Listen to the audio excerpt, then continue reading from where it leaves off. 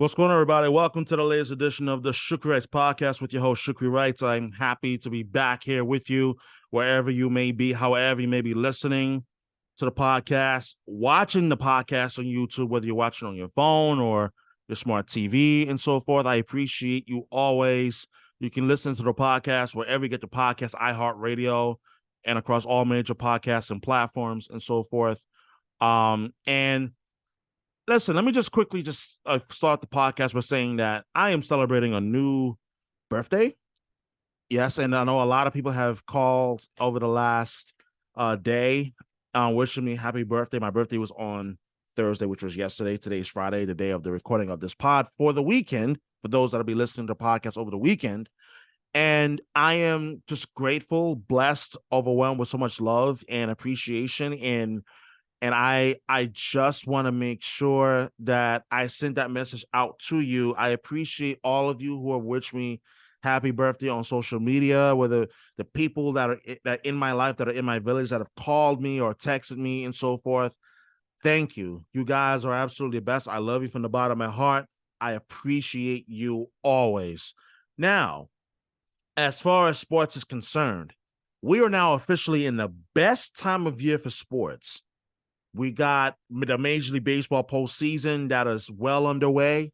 We have the NFL season that is well underway. We're entering week 5 of the NFL season now.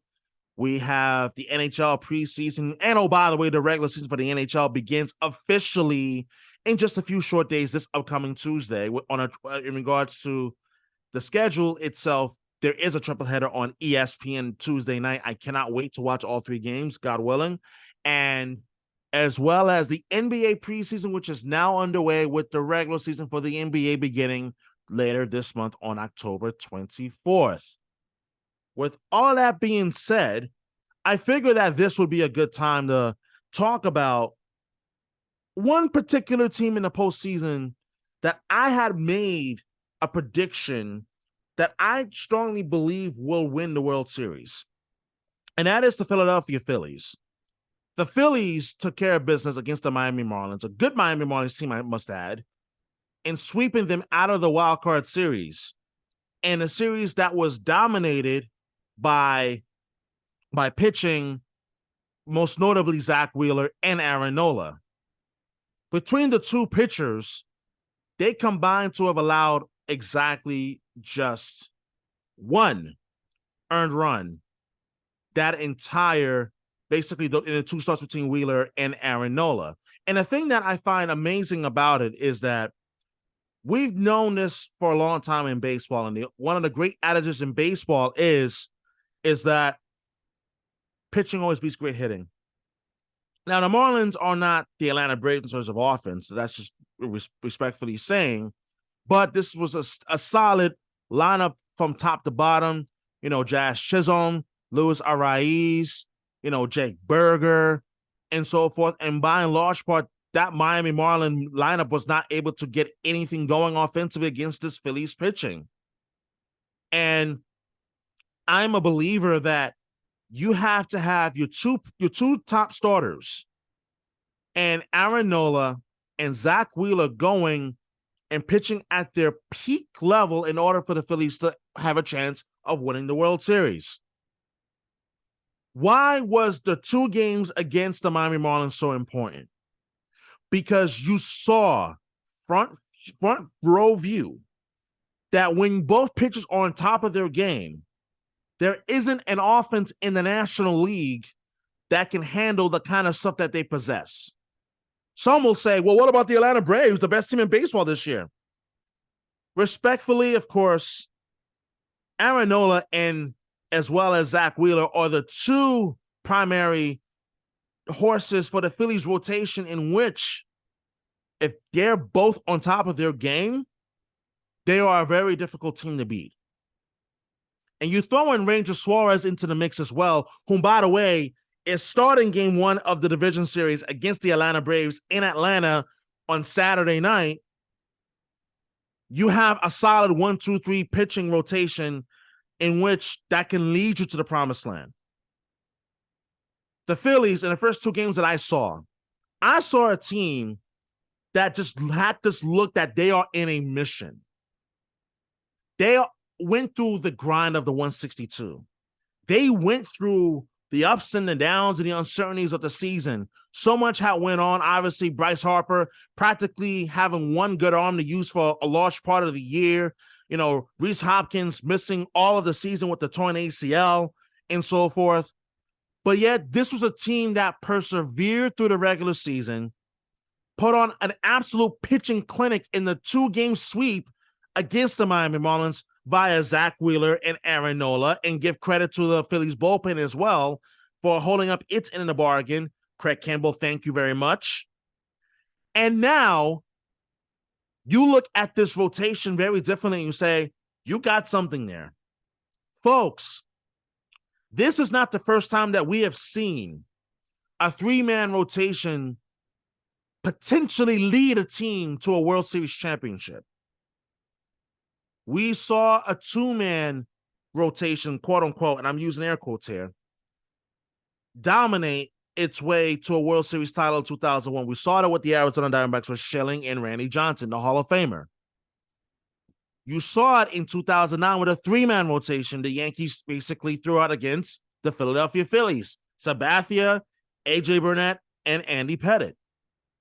You saw it in 2010 with the San Francisco Giants, Tim Lincecum, who was still on top of his game that year, Matt Cain, and Jonathan Sanchez.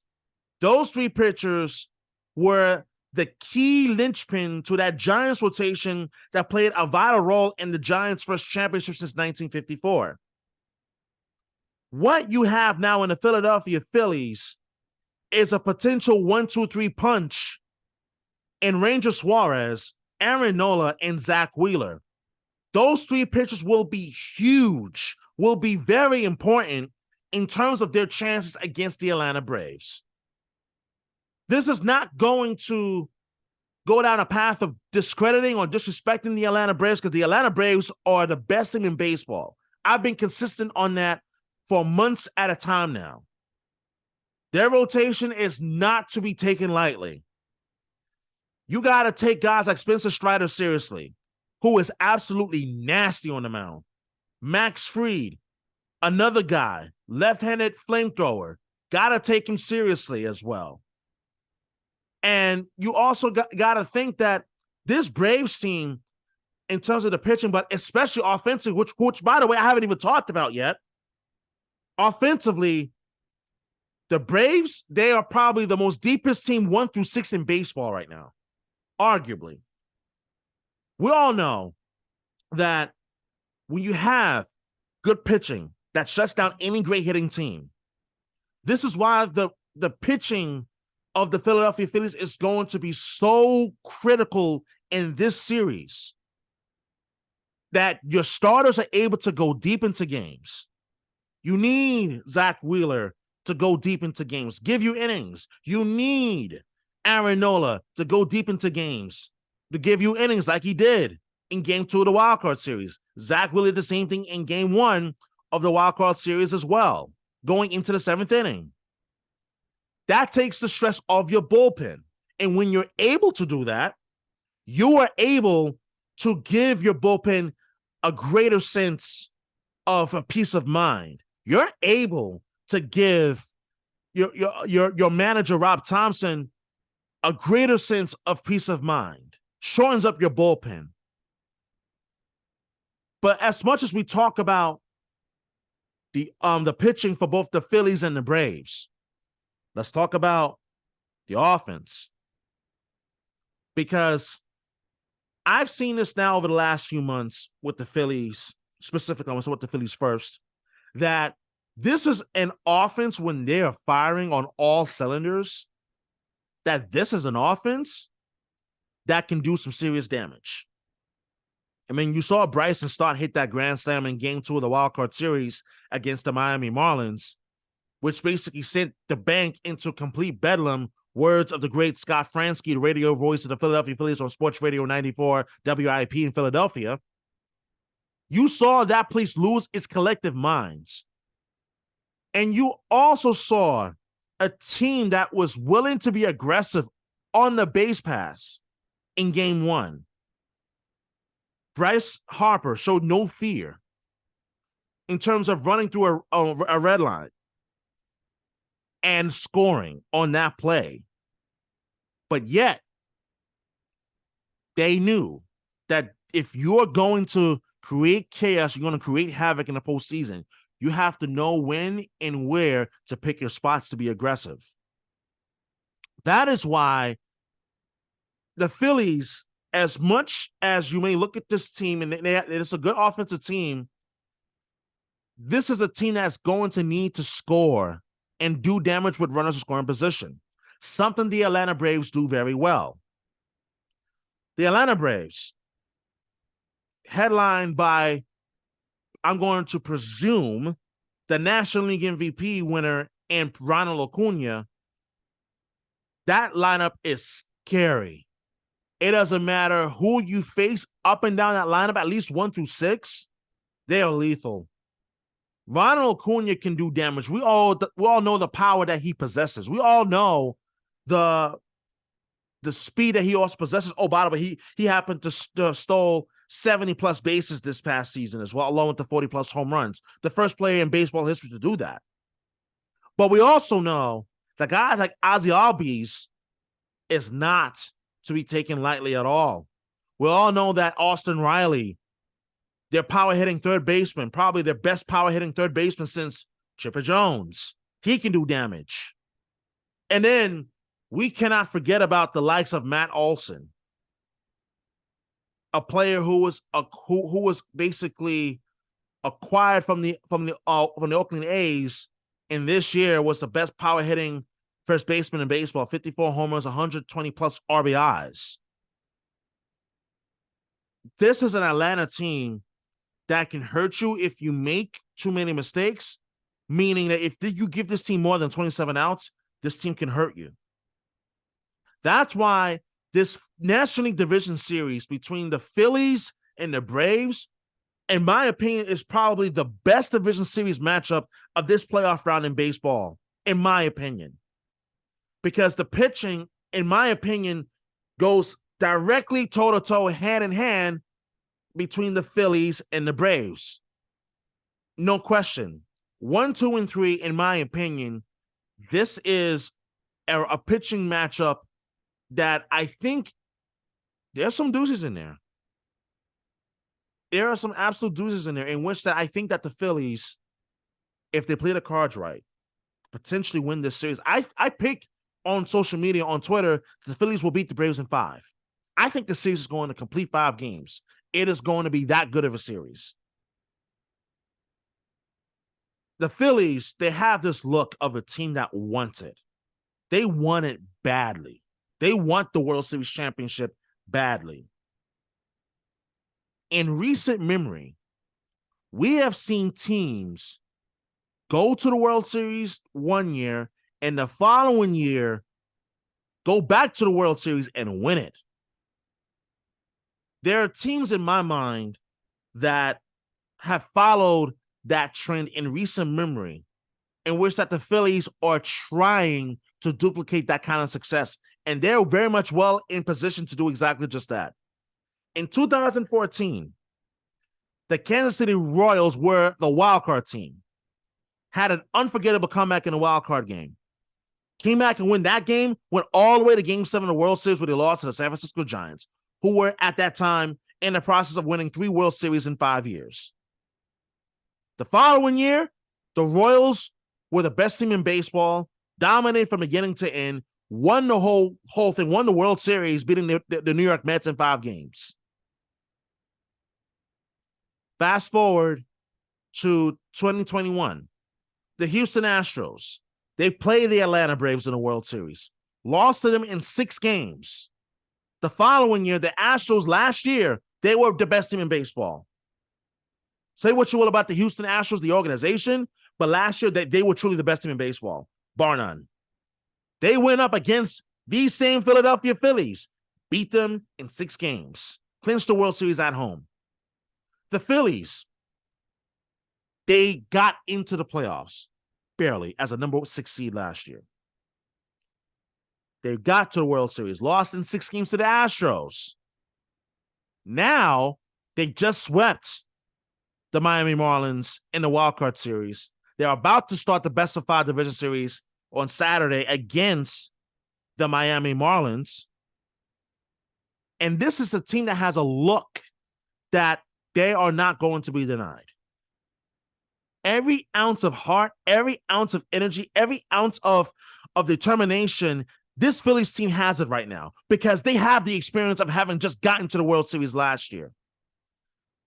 I've seen this in sports where a team that falls short of winning a championship one year, they come back and they do it the following year with that look in their eye that they are basically telling everyone else, we're not going to be denied. You better throw everything that you got at us because it may not be enough because we're going to take it anyway.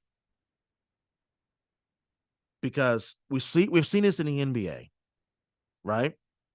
We've seen it with the Golden State Warriors.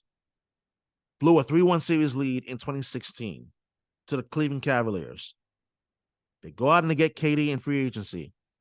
Warriors win the title in 2017, and as well as again in 2018, they repeat champions.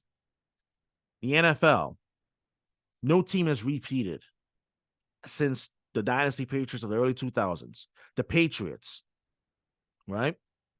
They won the Super Bowl in 2018 after losing in 2017 to the Philadelphia Eagles.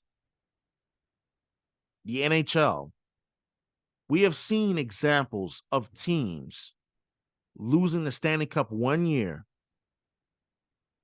and going back to win it the very next year. You saw it with the Pittsburgh Penguins in 2008 where they lost to the Detroit Red Wings. And you see it the next year. They beat the same Detroit Red Wings again in the Stanley Cup Finals in 2009. And I gave you examples of that in baseball. So the Phillies right now, they just have that look of determination, hunger, and sheer will that's needed for a team to have lost the championship the year before, knowing that they have a chance to do it again this year. They have that look throughout that entire roster, the entire postseason roster, and as well as the team, that this is their chance, this is their time they have now. We don't got next year, they got now. That's the Philadelphia Phillies, and that's why they are dangerous going into the division series against the Atlanta Braves. Coming up next, we're going to talk about one thing that a professional athlete should never, ever do or ever say. And the fact that this individual did it angers me greatly. I'm going to tell you exactly what that is. Coming up next here in the Shukri Wrights Podcast on YouTube, and as well as those who are listening on the podcast side, audio only on iHeartRadio and wherever else you get your podcasts. Welcome back to the Shukri Wrights Podcast with your host, Shukri Wrights, on iHeartRadio, across all podcast platforms, wherever you get your podcasts, and as well as those of you that are watching via YouTube as well. Don't forget to subscribe and follow the Shukri Wrights Podcast wherever you'll get your podcasts, and as well as subscribe to my YouTube channel, Shukri Wrights, as well, where you can see all episodes of the Shukri Wrights Podcast, unless it is specifically just audio only. But this episode is both audio and video, so you can also watch the podcast as well. You can also follow me on social media as well. Twitter at Shukri Wrights with the blue check mark. You can follow me on Instagram at @SWrightsRadio_, as well as on TikTok at Shukri Wrights as well. That's how you can follow me on social media for my content, as well as on podcast clips that I'll post on there as well. So it's been a few days since this happened, but there was an incident in New York in which that really caught the attention of New York fans, and rightfully so. Because the one thing about New York I can tell you as a native New Yorker myself is that New Yorkers don't take very kindly to BS. New Yorkers don't take very kindly to disrespect. New Yorkers don't take very kindly to being belittled, especially by someone who feels and deems themselves as better than someone else. And that's exactly what Evan Neal did of the New York Giants.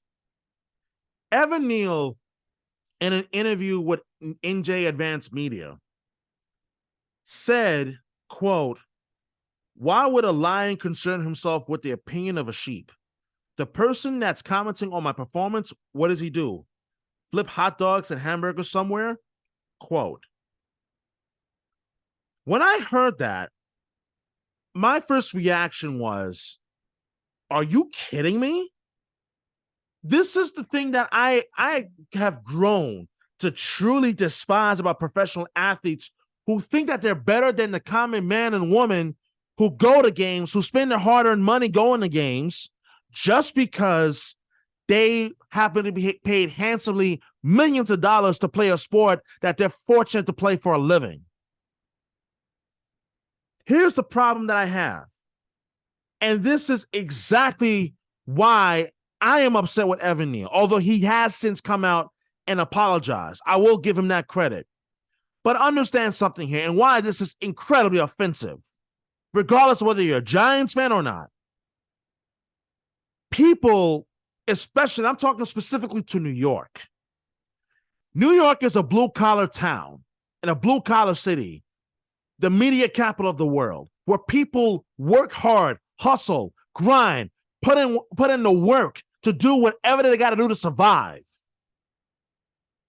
And to be minimalized in the way that Evan Neal did is gross. It's arrogant. It's self-serving. It's basically telling you that, oh, you're just in the stands. Like, what? Why should I care about what you think? Here's why you should actually care to an extent, because they're watching you perform. They paid their money to go to games, whether it's at home at MetLife Stadium or traveling on the road where Giants fans know how to travel just as well as any other franchise across the NFL. And for Evan Neal to come out and say, what does he do? Flip hot dogs and flipping hamburgers somewhere? What is that supposed to mean? So what you're going to do is turn around and disrespect people that feed you? Because let's be honest now. Let's be honest. You may not have to go to McDonald's. You don't have to go to Burger King. You don't have to go to Wendy's or any fast food chain restaurant. But the people who feed you are the last people you should ever bite the hands of. So when Evan Neal came out and said that, I knew immediately that the New York media, and as well as the national media, but especially the New York media, was going to have a field day and absolutely blast him for it, and rightfully so. To say something like that is completely wrong.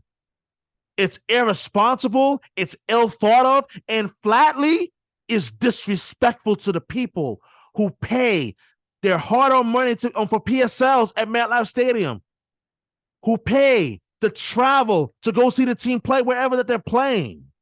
It's disrespectful to those who come from various different backgrounds who may not make the money that you make, but they do whatever they can to support their families or themselves and their children or wherever else. Like, you cannot possibly be any more selfish with you coming out and belittling people who do other work as a way to provide for themselves, and if they have families, and for their families as well. That's why it is so disappointing and so gross when a professional athlete minimalizes that someone else who has an opinion of him because he plays badly.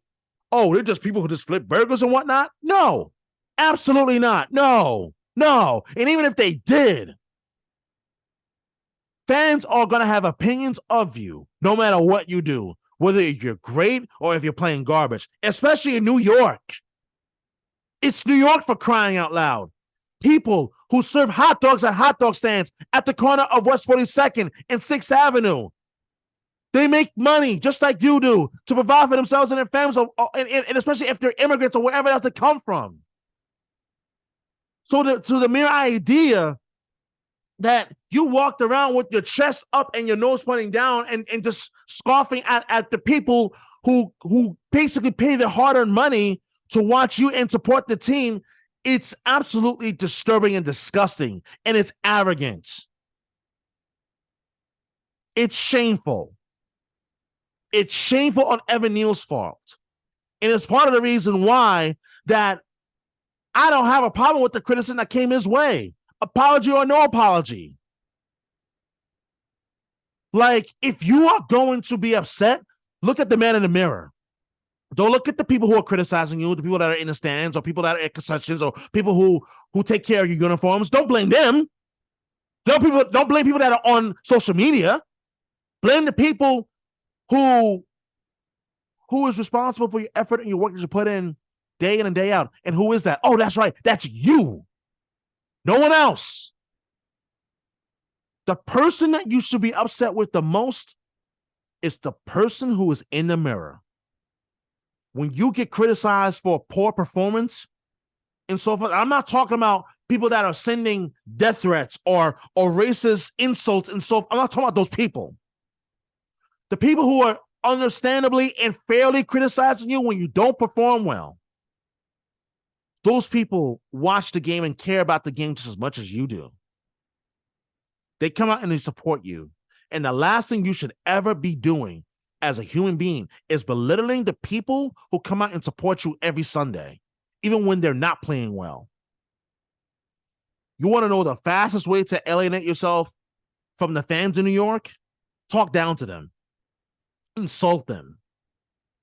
The fastest way to lose a connection between yourself and a fan base is to talk down to fans. Go ask Javier Baez about his short stint as a New York Met. Why it didn't last any longer than it did. For that very reason. It's not a coincidence, ladies and gentlemen. Athletes who talk down to fans in New York often do not last in New York. That is a fact. People who talk down, and I'm talking about specifically athletes who talk down to the media and fans in a passionate city like New York, don't tend to last very long. So yeah, Evan Neal, you got to do a lot better. You got to play a lot better than that because you've been atrocious as a tackle. Right now, many Giant fans look at you as the next coming of Eric Flowers 2.0, and that's not a praise. That is a damning insult because Eric Flowers was drafted by the New York Giants in high hopes of being and potentially becoming a franchise offensive lineman, only for him to flame out and to completely disintegrate into the New York air. Do you want that for yourself, Evan Neal? I don't think you do. I don't think you should. So if you're Evan Neal, you got to work hard. You got to do a lot better to earn the respect and the trust of the fans back. Because right now, I can tell you this for a fact, it is gone. It's gone. And you have no one to blame but yourself for it. That's going to wrap it up for this edition of the Shukri Wrights Podcast with your host, Shukri Wrights. I hope you enjoyed the episode. Don't forget to hit subscribe and download the podcast. Be alerted when new episodes do drop. Look forward to talking to you again next week. Enjoy your weekend, everybody. This is Shukri Wrights signing off. I'll talk to you again next week. Take care. Peace.